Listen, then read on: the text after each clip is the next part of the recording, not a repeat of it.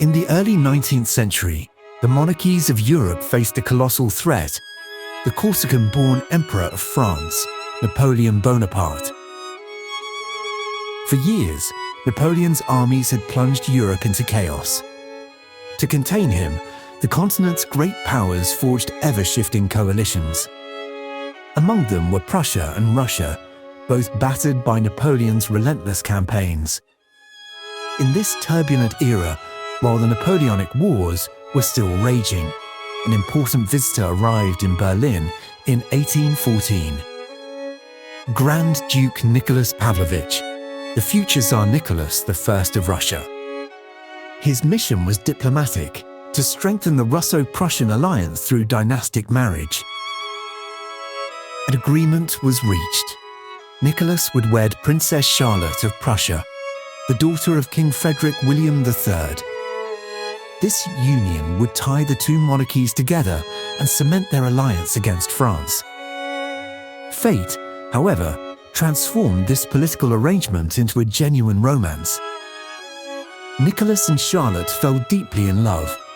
In October 1816, during another visit to Berlin, they became formally engaged.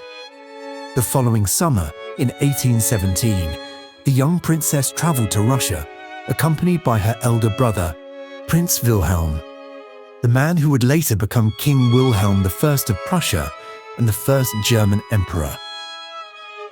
Upon converting to the Russian Orthodox faith, Charlotte took the name Alexandra Fyodorovna, and the couple were married in the Grand Church of the Winter Palace in St. Petersburg. Years later, Alexandra would write lovingly of her husband. "With complete faith and trust, I place my life in my Nicholas's hands, and he never once betrayed me." Their first child, Alexander, was born on April 29, 1818, a child who would one day change the fate of Russia and the world.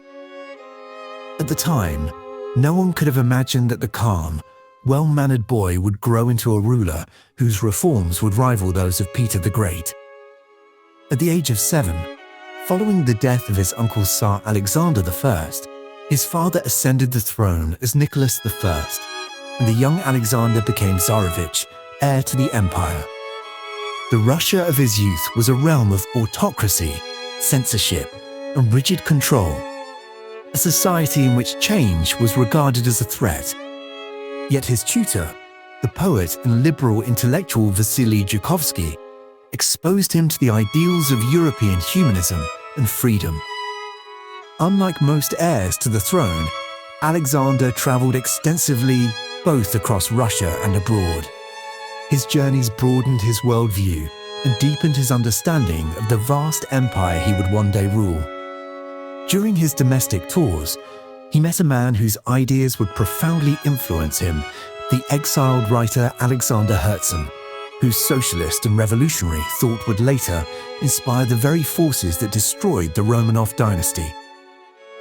Alexander even pleaded with his father to pardon Herzen, believing his talent could serve the empire. In 1839, during a European tour, the Tsarevich met Queen Victoria, his contemporary, and made a strong impression at the courts of Europe. Yet his path to the throne would unfold in one of the most tumultuous periods in Russian history.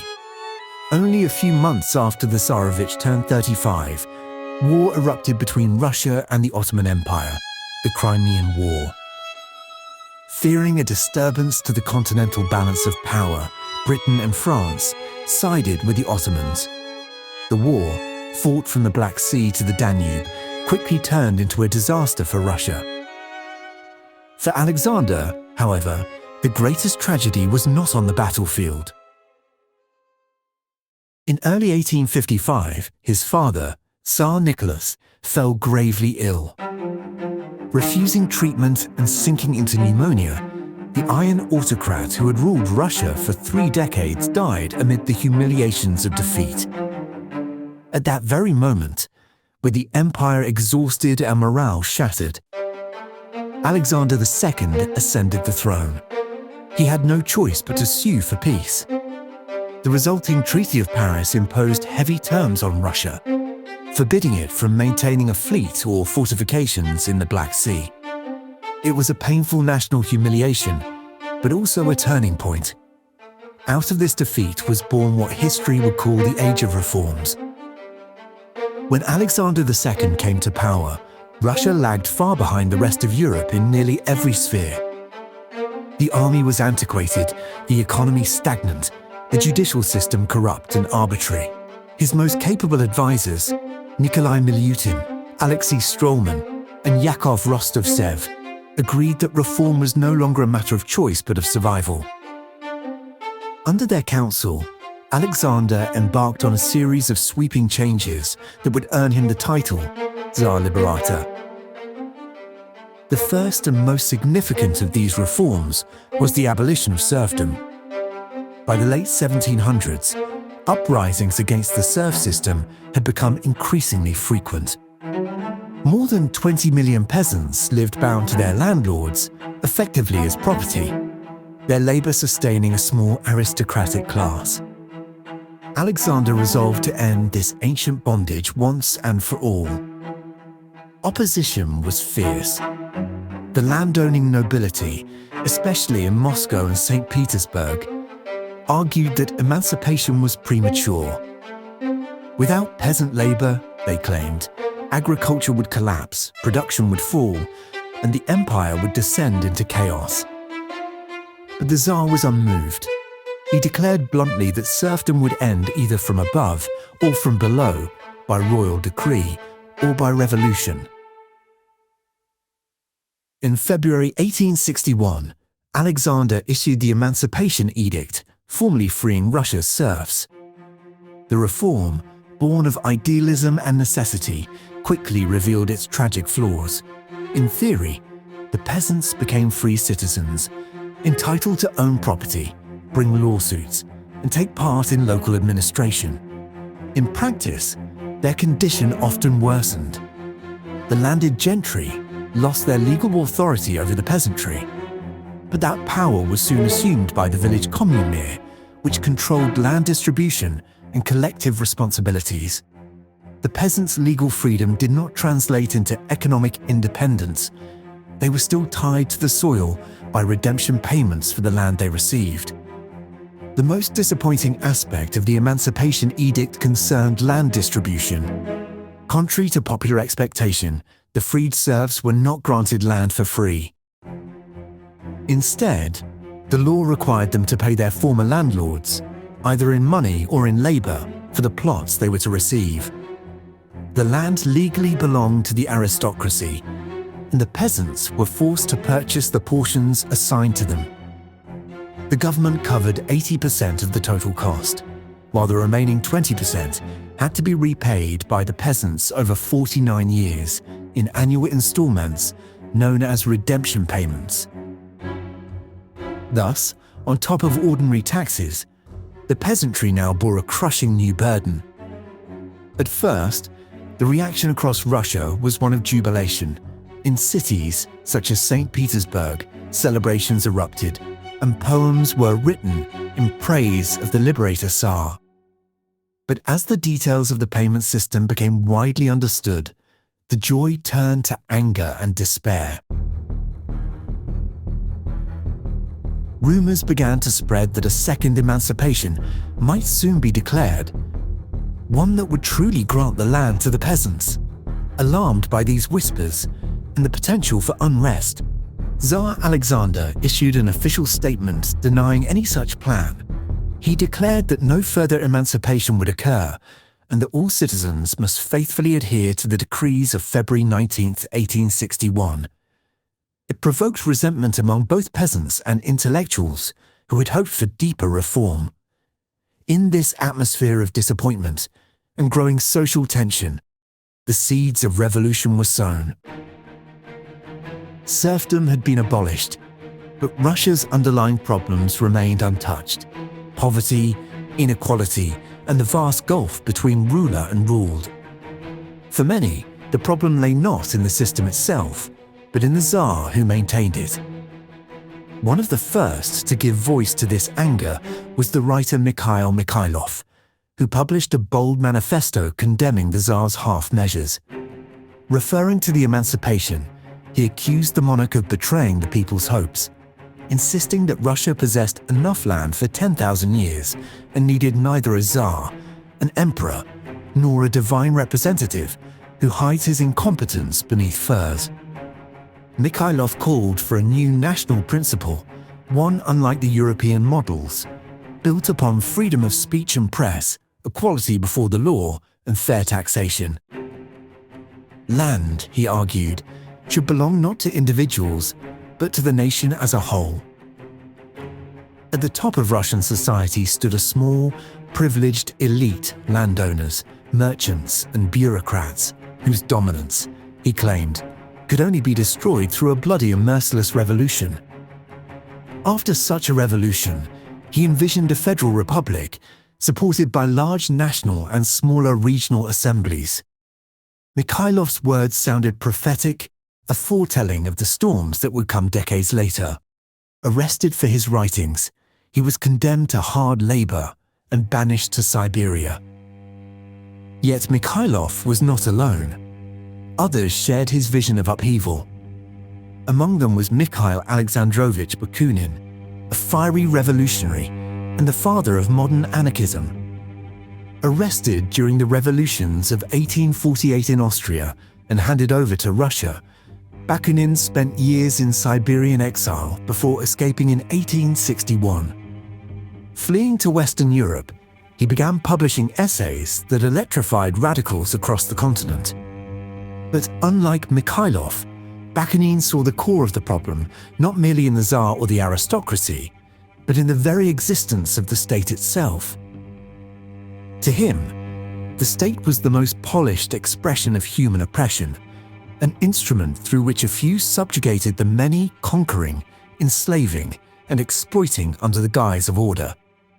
A state, he wrote, protected only its own citizens, valuing human rights, civilization, and morality only within its borders, while trampling them everywhere else. Thinkers like Mikhailov and Bakunin, joined by countless young idealists of the 1860s, would become the first sparks of the revolutionary fire that, half a century later, would consume the Romanov Empire. Another great reform came in the field of local administration.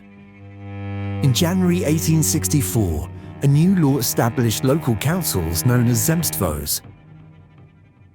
Through these assemblies, local self-government was strengthened, and the needs of rural populations were to be addressed more efficiently.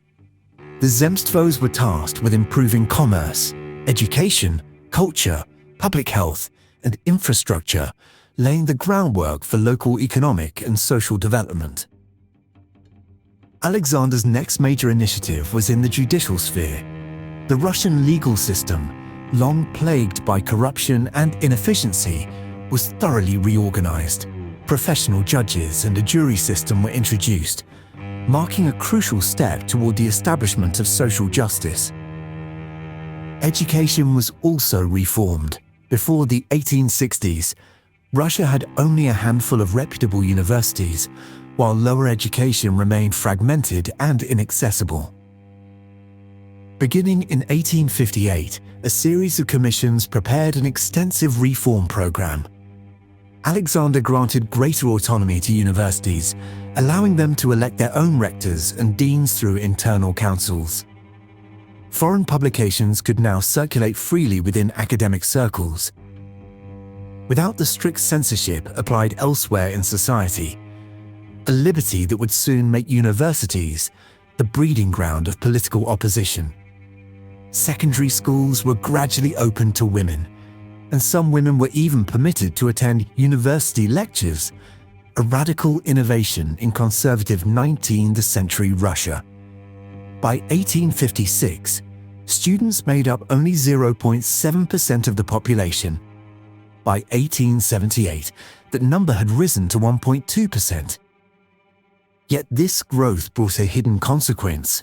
Education began to generate dissent. Many of these young intellectuals would, in the coming decades, become the leaders of revolutionary movements that shook the empire in the early 1900s. Among all these initiatives, the army remained the most urgent area for reform. The Crimean War had revealed the full extent of Russia's military backwardness. It possessed a massive but poorly trained and ill-equipped army, incapable of competing with modern European forces. Until then, conscription applied almost exclusively to peasants. Serfs were selected by landowners and forced into service for 25 years, turning the imperial army into a body of unmotivated and unskilled men. Under the leadership of War Minister Dmitry Milutin, a sweeping reform transformed this system. The Military Service Act of 1874 introduced universal conscription. All young men at age 20 were subject to the draft, though a lottery system allowed some to avoid active service or volunteer for shorter terms. Regular soldiers were now required to serve 6 years in active duty and 9 years in reserve, instead of the lifelong service of the previous era. These changes reduced military costs while preserving agricultural labor at home. The results would soon become evident. Russia's revitalized army performed far more effectively in the Russo-Turkish War of 1877 to 1878. Despite these far-reaching reforms, Alexander's Russia remained deeply unsettled. His progressive policies brought modernization, but not peace. Social tensions only intensified. The emperor now faced fierce opposition from across the political spectrum, conservatives who accused him of destroying the old order, and radicals who denounced him for not going far enough. The revolutionary spirit found fertile ground within a new, mixed social class known as the Raznochinci. This diverse group consisted of educated sons of peasants, merchants, minor officials, impoverished nobles, and defrocked clergy, men and women who no longer fit within Russia's rigid social hierarchy. The expansion of education, the rise of journalism, and the spread of new ideas gave the Raznochinci a powerful voice. By the 1870s, universities had become hotbeds of radical thought. Many students lived in poverty, surviving on translation work, tutoring or copying manuscripts. Alienated from the empire's bureaucracy and clergy, they turned instead to revolutionary ideology, forming underground societies that sought to bring down the very autocracy whose reforms had first opened their minds. Alexander II had hoped to reform Russia from above, but the winds of revolution were already rising from below. The impoverished and disillusioned students of Russia no longer wanted mere reform, they longed for revolution. Among the intellectuals who inspired this restless generation was Alexander Herzen, the same exiled writer whom the young Alexander II had once met and even pleaded for before his father. Now living in London, Herzen published a radical newspaper titled Kolokol, The Bell, from which he denounced the Tsar in scathing terms. In his 1862 manifesto, Herzen called upon the youth of Russia to rise up, even to employ terror, to strike at the government's ministers, officials and defenders of the regime. The first violent expression of this new radicalism came only a few years later.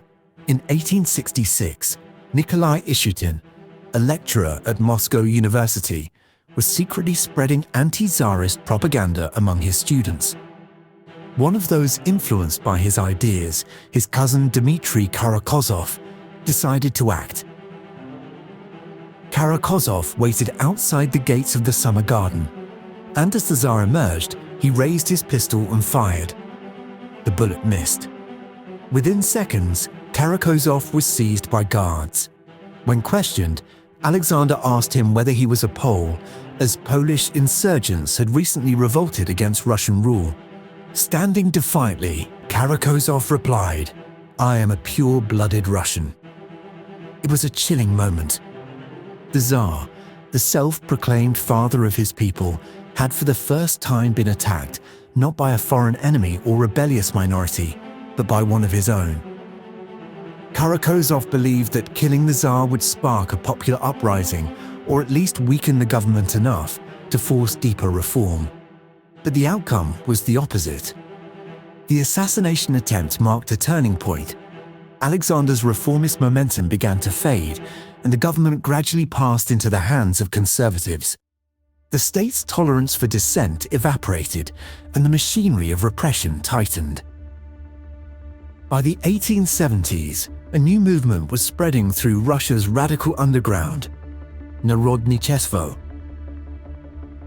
The Narodniks, or populists, believed that the peasantry, not the industrial working class, would be the revolutionary force that would one day overthrow the monarchy. Their slogan was simple: to the people. If the peasants were the heart of Russia, then the revolution must begin among them. In 1874, inspired by this idea, thousands of young men and women, students, teachers, and intellectuals left the cities to go to the people. They dressed in peasant clothing, worked in the fields, and tried to spread socialist ideas in the countryside. But their mission quickly turned into a disaster. The peasants, wary of outsiders, especially educated strangers from the cities, rejected them outright. Some regarded them as government spies, others simply ignored them. Many of these idealistic youths were betrayed and handed over to the police. The great populist experiment ended in humiliation. The government responded with a wave of arrests. Yet the ensuing trials backfired in the courtroom. Many of the accused gave passionate speeches about the suffering and misery of the Russian people, speeches that circulated widely and inspired new sympathizers. After this failure, the Narodniks began to draw a grim conclusion. Social revolution was impossible without destroying the autocracy first. The dream of peaceful enlightenment gave way to political terrorism. A new organization emerged from this shift: Narodная Volia, or the People's Will, a clandestine group devoted to the assassination of officials, governors, police chiefs, and ultimately the Tsar himself. For these revolutionaries, terror became a tool of justice. But Alexander II refused to retreat into fear. He truly believed that his fate lay in the hands of God. Even after repeated attacks, he continued to ride through the streets of St. Petersburg with only a small Cossack escort, refusing to alter his daily routine or tighten his security. In 1880, the revolutionaries came closer than ever before. A carpenter named Stepan Kauturin, a member of the People's Will, managed to infiltrate the Winter Palace disguised as a worker. Smuggling explosives into the basement, he detonated a massive bomb beneath the dining hall.